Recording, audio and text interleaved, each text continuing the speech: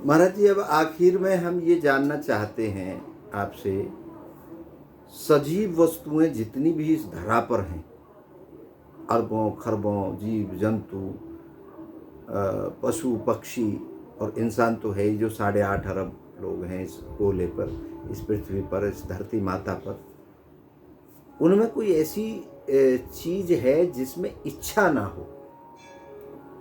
पहले भी आपने ये प्रश्न किया जी। लेकिन अगर किसी के अंदर में इच्छा नहीं होगी तो वो तो फिर वो कुछ योग्य है ही नहीं। इच्छा की होनी तो, इच्छा तो हर व्यक्ति के अंदर में स्वाभाविक है जी।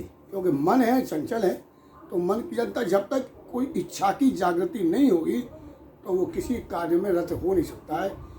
कार्य की प्रेरणा वो इच्छा के द्वारा ही होती है। तो अगर जब तक कोई कारण नहीं बनेगा तब तक कोई कर्म भी नहीं होगा, और कारण बनेगा वो मन के द्वारा ही बनेगा। तो पशु पक्षी जड़ जे तन जब सब जीव जहाना, तो पूरा जहान जो है वो इच्छा के ही वशीभूत है। जिस दिन इच्छा समाप्त हो जाती है तो फिर वो तो उसमें और ईश्वर में कोई अंतर नहीं होता, क्योंकि ईश्वर जो है वो भी निर्विकार है और अनिच्छाधारी है, उसमें कोई इच्छा नहीं होती। तो ईश्वर का अंश, ईश्वर अंश जीव अविनाशी, मतलब परमात्मा का अंश आत्मा है, तो इच्छा होना जरूरी है।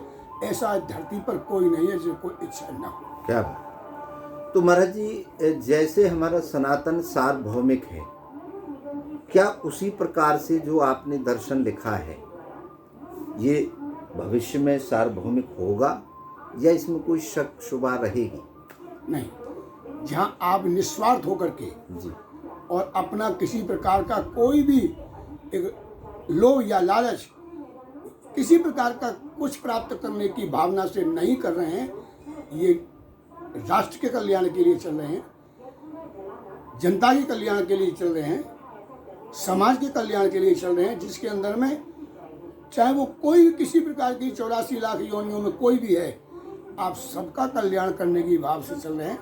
जो अभी आपने कहा वसुधैव कुटुंबकम, इस पृथ्वी पर कोई भी जीव है चराचर के अंदर में, चाहे वो जलचर है, थलचर है, चाहे नभचर है, इस सभी का कल्याण करने की भावना से जो आपने ये यज्ञ किया है, तो ऐसा ये विश्वव्यापी, जो विश्व की शांति के साथ साथ सभी की कल्याण करने की जो योजना है, इसके अंदर में आपके साथ परमात्मा है। और आज संत जो हैं, जो धर्म का ही रूप है, परमात्मा का ही रूप है। परमात्मा साक्षात नहीं आता, वो संतों के या किसी अध्यात्म योगी जो प्रकट होते हैं, उन्हीं के रूप धारण करके आते हैं, जैसे आप उनमें से एक हैं। अरे, तो इसलिए आपका ये जो यज्ञ है वो 100% पूर्ण होगा और कोई इसके अंदर में आशंका नहीं है। तो हम ये कह सकते हैं दुनिया की बात कर जी रहा जी हूँ, जैसे वसुधैव कुटुंबकम की हम बात करते रहे हैं, जैसे सनातन की हम बात करते रहे हैं कि सब आप हमारा परिवार हैं, तो हम ये कह सकते हैं कि हर जीव के अंदर एक इच्छा पनपती है। इसलिए आपने इच्छा पूर्ति का ये जो मिशन चलाया है, और इसका दर्शन जो आपने लिखा है 10,000 प्रश्नों का है, तो ये कोई मामूली बात नहीं है। ये साधारण व्यक्ति नहीं कर सकता, इसको कोई वैज्ञानिक भी नहीं कर सकता है, ये भी एक आध्यात्मिक विज्ञान है।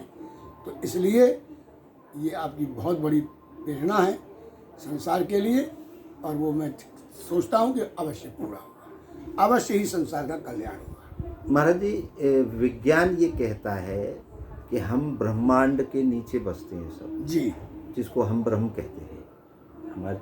हमारी शब्दों को विज्ञान ने लिया है, ब्रह्म और ब्रह्म। ठीक है जी।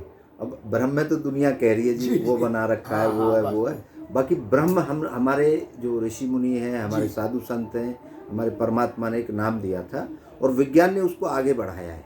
विज्ञान ने कहा है उसको ब्रह्मांड, वहाँ से रचना हुई। अब हम वैज्ञानिकों के पास गए जब हम इस दर्शन को लिख रहे थे, मैंने कहा जी ब्रह्मांड के आगे क्या? भाई ब्रह्मांड बोल दिया आपने कि ब्रह्मांड ने सब रचा है, ब्रह्मांड के आगे क्या? तो उन्होंने महाराज जी हमें कहा कि 0, शून्य। ओम हम्म, मतलब एक अंधकार, अंधकार। वहाँ से ब्रह्मांड का जन्म हुआ। तो महाराज जी फिर हमने मैं कौन हूँ की खोज करते करते जब हम वहाँ पहुँचे तो हमने उसमें एक नई थ्योरी दी है और वो है इच्छा। उस अंधकार के अंदर एक इच्छा हुई और उसने ब्रह्मांड को बना दिया। वही सनातन है। वही अब वो इच्छा वहाँ से शुरू हुई। ब्रह्मांड ने अपनी इच्छा हुई, धरती आकाश चांद सितारे बना दिए। बिल्कुल बिल्कुल। उनकी अपनी इच्छा हुई, उनकी अपनी इच्छा हुई, ऐसे बढ़ते बढ़ते हम आ गए।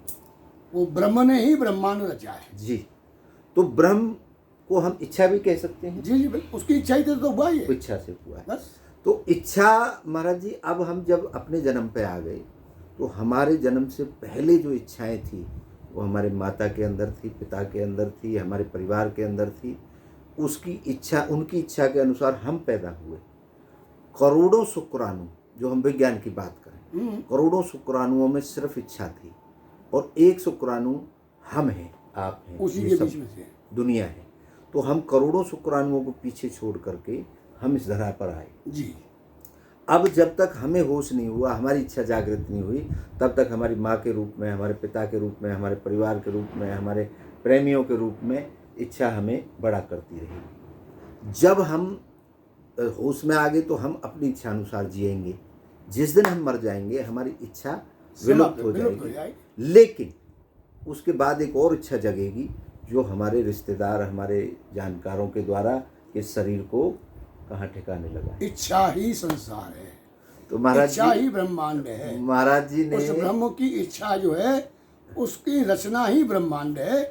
उस ब्रह्म का रूप नहीं है। मन में आया कि मैं एक अपना रूप बनाऊं, जी, वही ब्रह्मांड की रचना है। इसलिए उसमें पहले सबसे पहले ब्रह्मा ही तो रचा। तो ब्रह्मा क्या है? वो ब्रह्मा ब्रह्म है, संसार ब्रह्म है। जी। लेकिन इस ब्रह्म को जानने के लिए, ब्रह्मत्व को जानने के लिए ब्रह्म की साधना जरूरी है। वो आपने की है, इसलिए आप इसकी आगे बढ़ा रहे हैं। अब महाराज जी एक संदेश आप आखिर में अपने भक्तों जी। को, अपने साधु संतों को, दुनिया को एक सार्वभौमिक संदेश इच्छा के ऊपर 100 शब्दों में दें। और आज हम यही विराम करेंगे आपके संदेश के साथ ही। और क्योंकि आपका तो बाहर काफ़ी लोग इंतज़ार कर रहे हैं, हमने आपका समय लिया, तो आपने ये समय दिया, तो आपका सबसे पहले तो बहुत बहुत धन्यवाद करते हैं। और परमपिता परमात्मा से, उस इच्छा से जो शक्ति है, उससे प्रार्थना करते हैं आप का सानिध्य हमें इसी तरीके से जीवन में मिलता रहे। क्योंकि जिस घर में बुज़ुर्गों की सम्मान होता है, और आप सनातन धर्म के हमारे प्रहरी हैं, बुज़ुर्ग हैं, संरक्षक हैं, आपके मार्गदर्शन से ही, आपकी दीक्षा से ही हमें इतनी शक्ति मिल पाई है कि हम एक दोबारा से एक सार्वभौमिक शब्द को ढूंढ पाएँ। तो हमारे भक्तों को, दर्शकों को आप 100-200 शब्दों में इच्छा के रूप में बताएं और उन्हें आशीर्वाद दें। इच्छा से संबंधित तो सारी बातें अभी आपने कही। रामायण में लिखा है, जो इच्छा करी हो मन माही, प्रभु प्रसाद कछु दुर्लभ नहीं।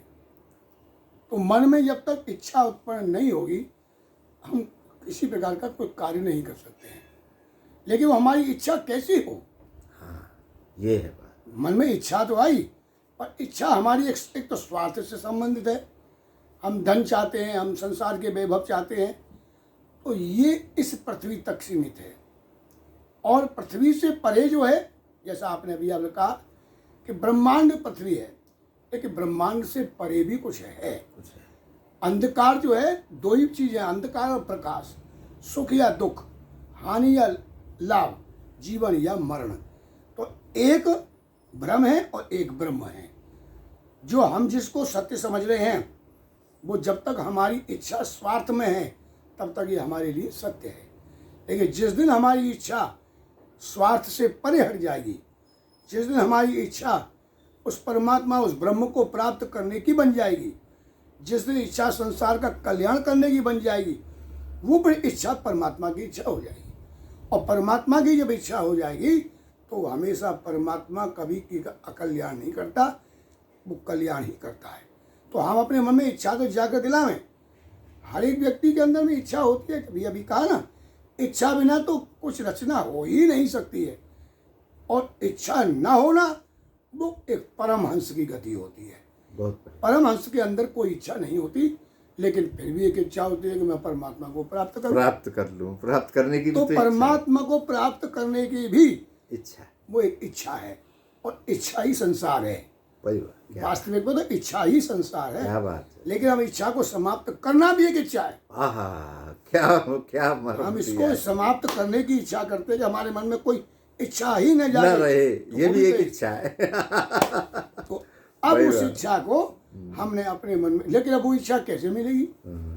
वो मिलेगी सठ सुधरही सत्संगत पाई, क्या बात।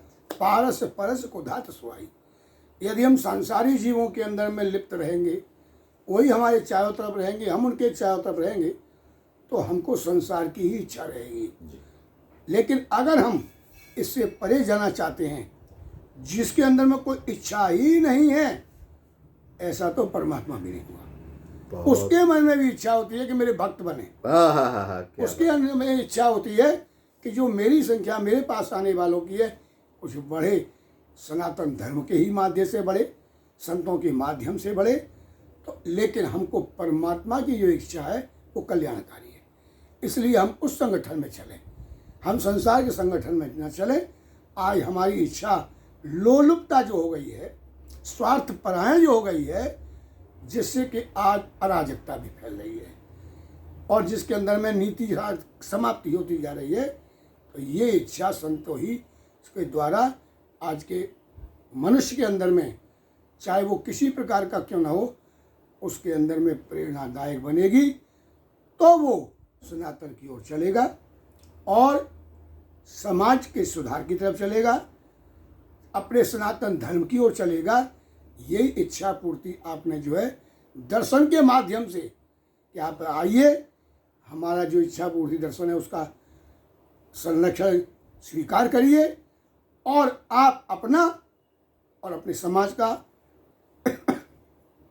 अपने राष्ट्र का और सनातन धर्म का कल्याण करिए। ये हमारी सबसे बड़ी इच्छा पूर्ति है। आप सभी की इच्छाओं को एक बार पुनः नमन करते हैं और महाराज जी का धन्यवाद करते हैं। अगले एपिसोड में हम फिर से महाराज जी से दोबारा बात करेंगे, और जो महाराज जी ने एक मर्म की बात कही है, मर्म ये है कि परमात्मा को प्राप्त करना भी एक इच्छा है, और इस संसार से जाना ये भी एक इच्छा है। इच्छा के प्रकार उस हमारे दर्शन में लिखे गए हैं। कौन सी इच्छाएं आपको देवता की श्रेणी में लेके जाती हैं, और कौन सी इच्छाएं आपको राक्षस प्रवृत्ति की तरफ लेके जाती हैं, ये बहुत बड़ा विषय है। हर बिंदु को हमने उसमें टच किया है। तो महाराज जी आपका बहुत बहुत धन्यवाद। और जो यात्रा चलने वाली है उसका जो भी मार्गदर्शन करेंगे वो आपके माध्यम से होगा, और आप ही इसका जो कॉपी आपको मुख्यमंत्री जी और राज्यपाल जी को आपके हाथों से भेंट करी जाएगी, क्योंकि हमारे जो बुजुर्ग हैं वो आप ही हैं।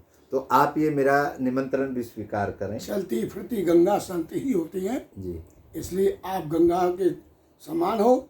आप जहाँ जाएंगे, आपका दर्शन, आपका जो वचनामृत प्राप्त करके जीव कल्याण प्राप्त करेगा। तो आपकी गंगा में आज हमको भी स्नान करने का समय मिला। जय हो। आप सभी की इच्छाओं को नमन करता हूँ। आप सबकी जय हो।